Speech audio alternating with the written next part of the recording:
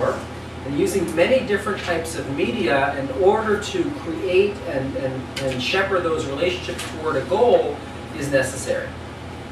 Now, at first you heard about them through the website. You got more information probably online. Most of your interaction was probably through email and through different types of digital interactions, which were punctuated by in-person get-togethers, right? And that's the critical element. The critical thing that we're going to be talking about today are what are the tools that one can use just for the very first part of it, which is visioning, which is developing the idea, sharing that idea with others, getting their feedback, getting them involved, getting them engaged. Let's talk for a second about resumes from a few years ago. Here's Jesse Kendall. First of all, anyone here used the resume recently? Update the resume recently? Yes. Tell us about the updating process. Someone. Anyone? It sucks. It sucks. What did you change in your resume?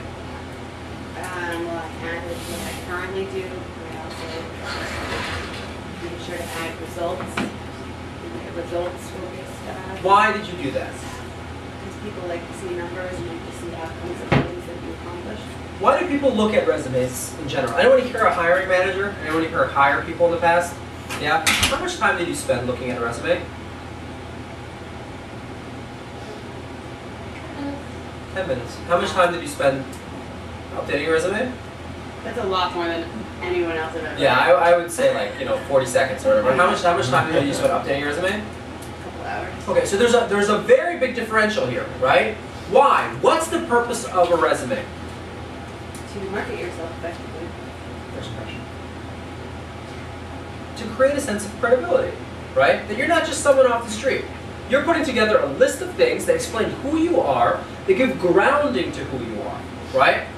Now, creating that sense of credibility, creating that sense of grounded existence is crucial. And I forgot to turn this thing on again. I'm so bad at this. Yeah.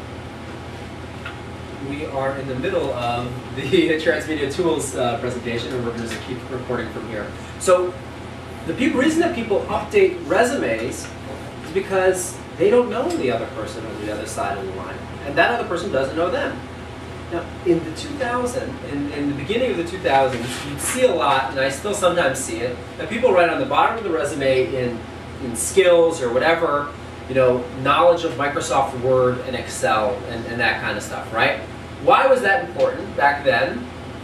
Hopefully people aren't doing it now, but it might be. Well, why was that important back then? Sorry, I'm just saying. Why was it important? It wasn't something that everyone used. It wasn't something everyone used. So you needed to specialize in it or have some knowledge of how it worked in your life. Because we were undergoing a revolution, right? In how we use tools, right?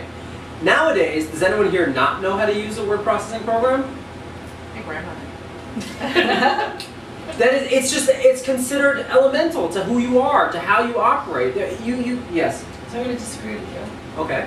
Not that I don't think it's ubiquitous that people have Microsoft Office. However, at least in a lot of positions, and the one I just applied to in the Jewish criminal world, there are older people who don't know necessarily, or at least in